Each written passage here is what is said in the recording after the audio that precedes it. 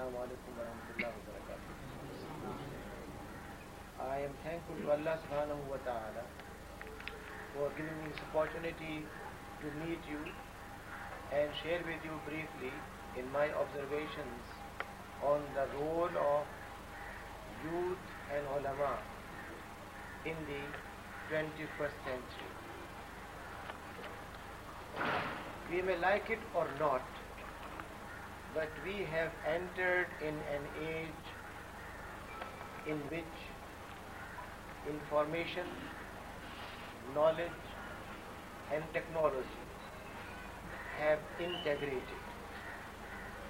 Knowledge which was earlier a matter of lifelong effort of research, classroom experience, library work, field research.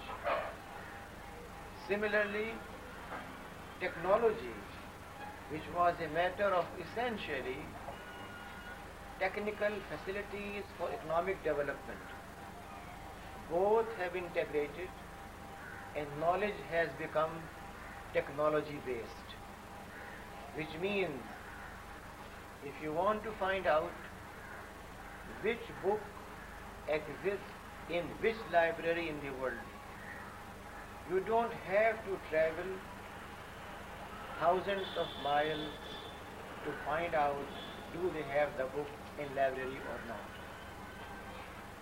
By sitting on your personal computer, you can enter any library of the world and find out about the book. Not only that, but you can open the book, look for the topic and get that much information which you need through the email service. This has made this new century extremely important for us. The principle which is observed in modern world is, if you have capability, if you are able to meet the challenges, you survive. If you cannot meet challenges, you disappear. Therefore, when you are studying Islam, Quran and Sunnah, fiqh and Arabic language, and you want to live in this century, you want to make an impact or impression in this age, you have no choice but to develop a command over knowledge and technology.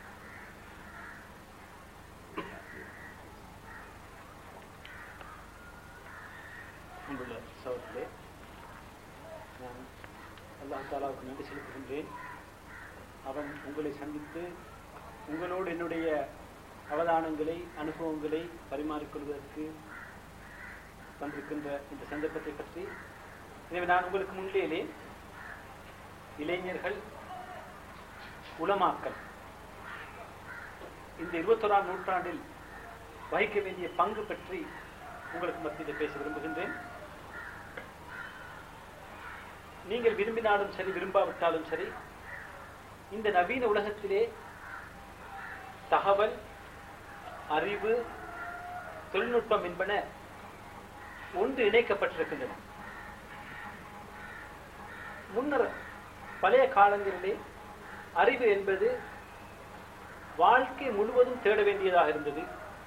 வகுப்பறையிலே, களத்திலே சென்று தேடுவது, இப்படி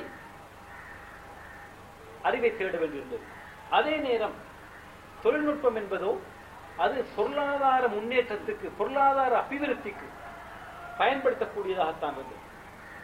Based on fast communication makes your task much more easier. In our early history, when our scholars wanted to learn about hadith, they will travel sometimes 1,000 miles to verify a few hadiths directly from one of the reporters. We know Imam Bukhari and many others traveled long distances, and when we reached their destination and they found the reporter was not fair, they dropped all those reports from him. Today, your personal computer makes it accessible to you to look into all major collections of hadith, find out about their reporters, go ahead and compare the text and make use of the material available for your research. That means if you are not moving with technology and you are still in 5th century or 10th century, depending on yellow books, following traditional methods, then you will not be able to present your message to people in that fast manner in which they expect. This also makes your task very easy. If you have a website of your college and each one of you writes only one page on it, by the end of the day you have 80 pages of Islamic information, which will be difficult for people to swallow and digest. Even if you have half the pages, 1/4 the pages, 1/5 the pages, you will be making beginning of a revolution. If these students are able to produce every day only 5 pages on a website, which gives people most authentic, most interesting, most relevant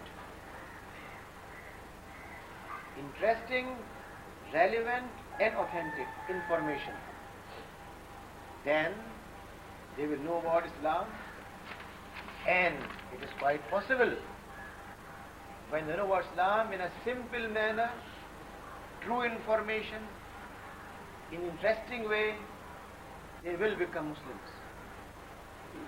You will be able to convey your message in much easier manner. Similarly, when you want to do your homework, if you are reading only from one book and you want to write an essay, an examination, you will have small information. But if you use modern technology and go through not one but 20 different sources, your research paper, your exam will be outstanding, and you will have better grades, better performance. Therefore, all of you have to make an effort to learn how you can use modern technology for learning Islam, for Quran, Hadith, Fiqh and Seerah. We have on CD-ROM all major books of Hadith and Fiqh. We have on CD-ROM a number of bibliographies like Al-Faris and Ibn Nadim and many others, which provide you information on various scholars and their works.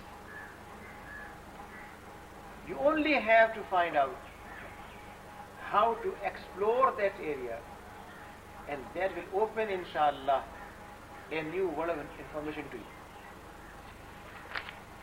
I would like to emphasize on the importance of your role in upliftment of society.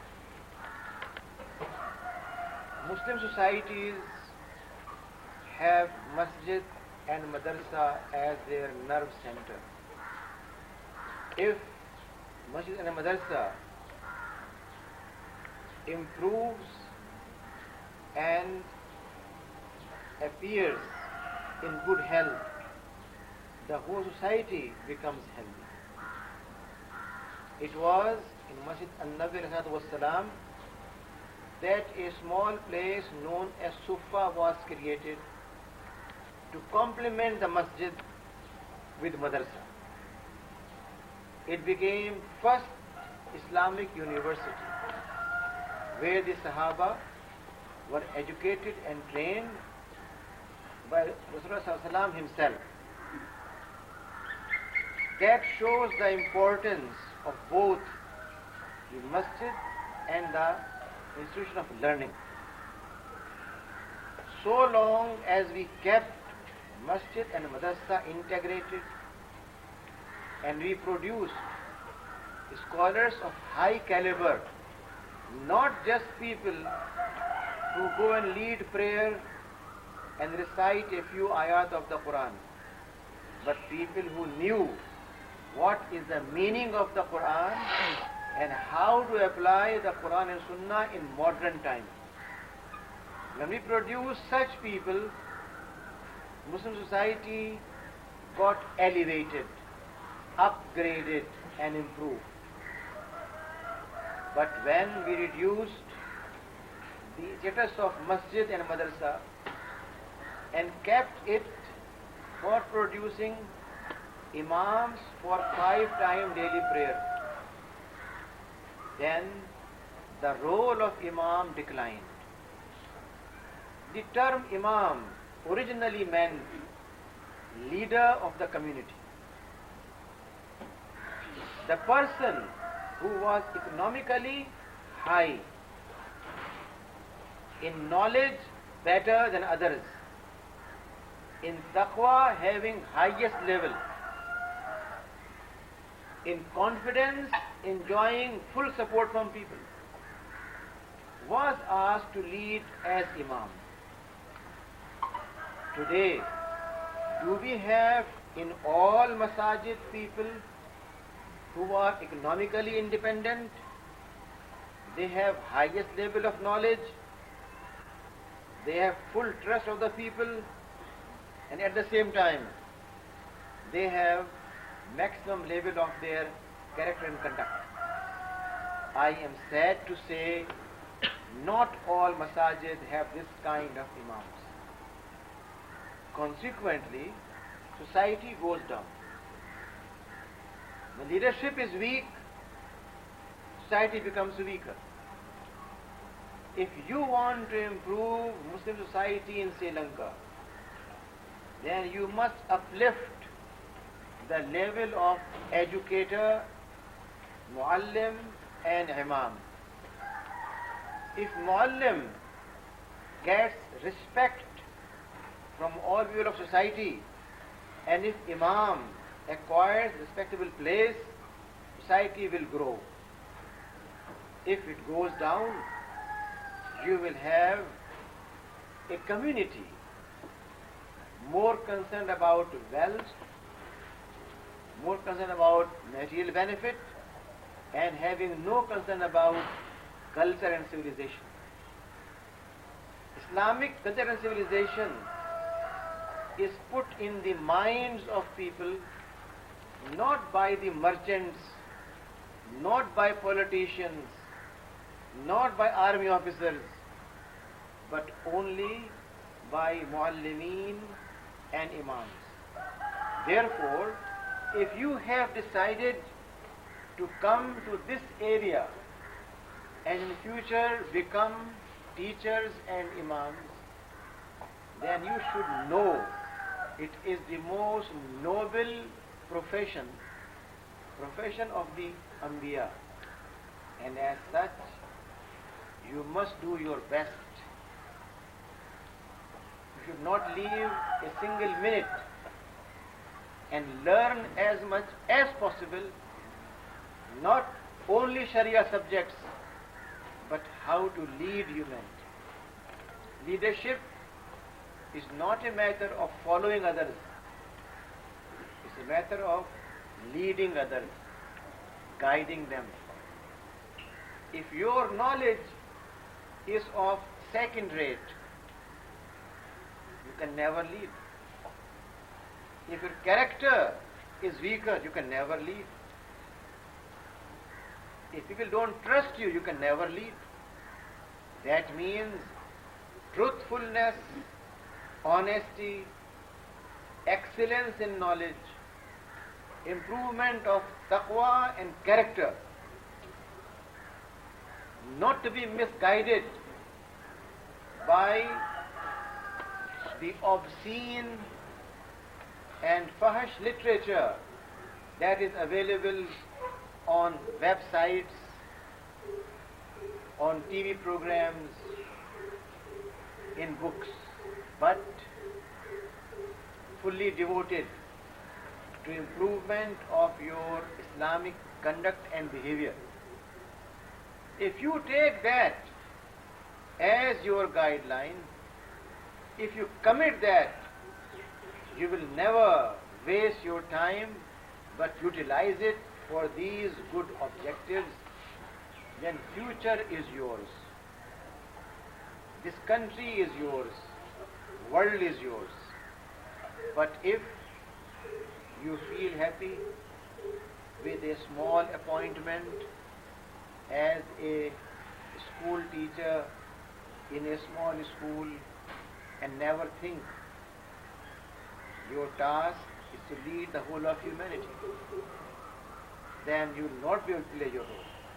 You have to look forward with high objectives, with solid character, with a very clear vision, and only then you will be able to make a place for yourself and to make your college known to not only Sri Lanka but the whole of Muslim Ummah. I have all my prayers for your success, and I hope you will become scholars, not just teachers, but scholars who produce knowledge, who guide others, and who provide an example to youth how you can face challenges of obscenity, of violence, of orderliness by a positive and constructive behavior, by proving to the world that you being peaceful does not mean you are weak, that you being good in conduct does not mean you are afraid of others, but you observe high principles of morality, and your behavior will affect them in changing their Islamic understanding as well as their view of Muslims in contemporary world. May Allah subhanahu wa ta'ala help you in achieving this objective, and I hope my few ideas will provide you food for thinking, and if you have any questions, I am more than happy to answer those questions.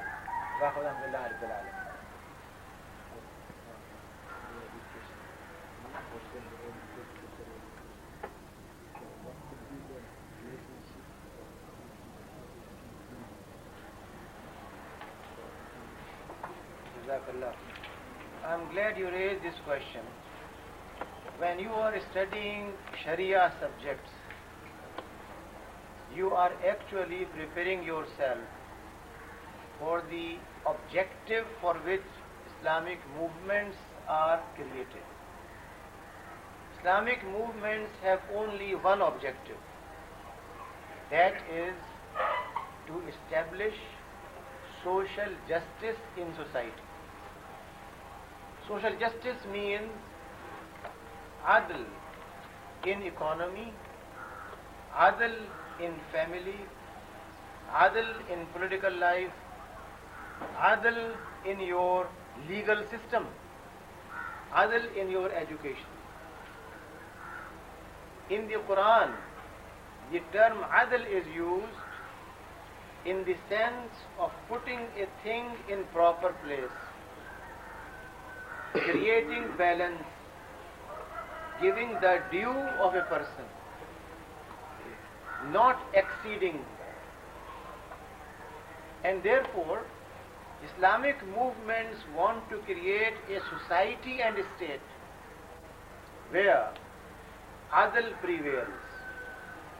In many parts of the world where Muslims are not in a majority, they cannot create Islamic state, but they can create Islamic society in which businessmen, educationists, lawyers, medical doctors, everyone is concerned about behaving with adl. That means doing not only your duty properly, but giving to people their due. Islamic movements have this single objective all over the world. And this is done to please Allah subhanahu wa ta'ala.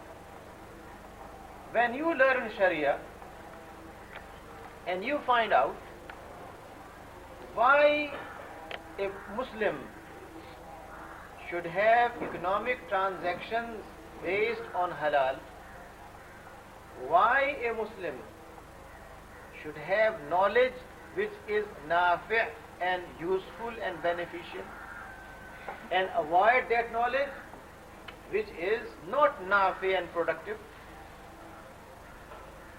When you study Sharia, you learn how you can create an economic order in your society where people can share in their wealth, in making more wealth, but by way of Islamic principles. Then you help the movement in achieving social justice. You guide people in economic life, in family life, in educational life, and everywhere you create in them a conduct and behavior which Islam wants us to have. Therefore, you become main supporters of Islamic movement. Your conduct and behavior tells people how Islamic movement produces scholars. You always think about benefit of people, not just your benefit. You always try to be selfless. And all these things tell people the difference between a common knowledgeable person and a scholar who belongs to Islamic movement. Therefore, you become a spokesperson.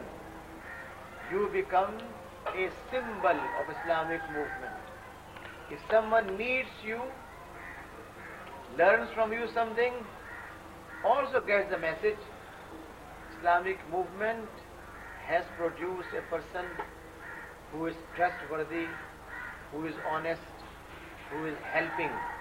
And all that is exactly what Islamic movement wants to achieve in Sri Lanka and elsewhere. Yes. Huh? Yes, welcome. Now, we want an idea from you that you said before you said you are interested that we want be scholars in Islamic world. So, I am liking to be a comparative religion section and a scholar. So, how can we the studies of comparative religion in Islamic university? It's about earlier nations and people who have different kinds of belief. Mushrikeen, Bani Israel, those who were following civilization of the pharaohs, Pharaoh. And all those things indicate that if you want to understand those earlier civilizations, you must go to books of history, their culture and civilization, to improve your knowledge. Our Mufassirin tried at their level to collect this information. But today, there are more developed methods of studying religion. We study religion from historical viewpoint, sociological viewpoint, psychological viewpoint, and so on and so forth. And that is done at higher level. At college level, what you can do, try to read as much as possible with the help of encyclopedias available, where they talk briefly about various religions, with the help of those books which are written as introductory material for world religions. And when you are able to understand history of these religions, and you have graduated from the college here, go for a master program in a university and do comparative religion. When you study courses, do not forget to compare whatever you read with Islam. Try to find out what does Islam say about those topics on which you are studying, Christian teachings, Buddhist teachings, Hindu teachings. And in this way, your study of Hinduism and Buddhism will strengthen your Islam,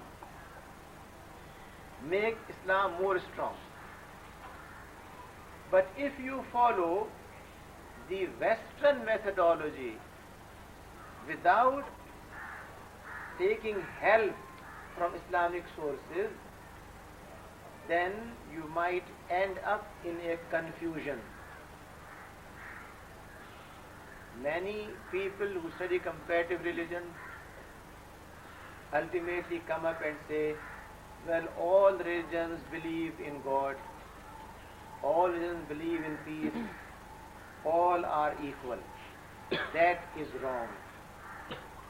It is a misguided view. Therefore, you should not be influenced by Western teachers and methodology.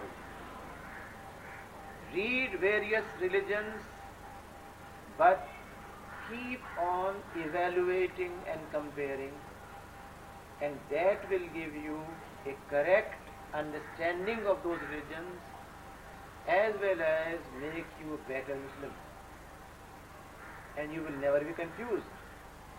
Therefore, at MA and PhD level, you have to be extremely careful in selecting the university where you want to study, material you want to study, and at the same time, you must do your best in relating your studies with teachings of Islam in the Quran and Sunnah. On behalf of the students, staff, the management of the college, I would like to express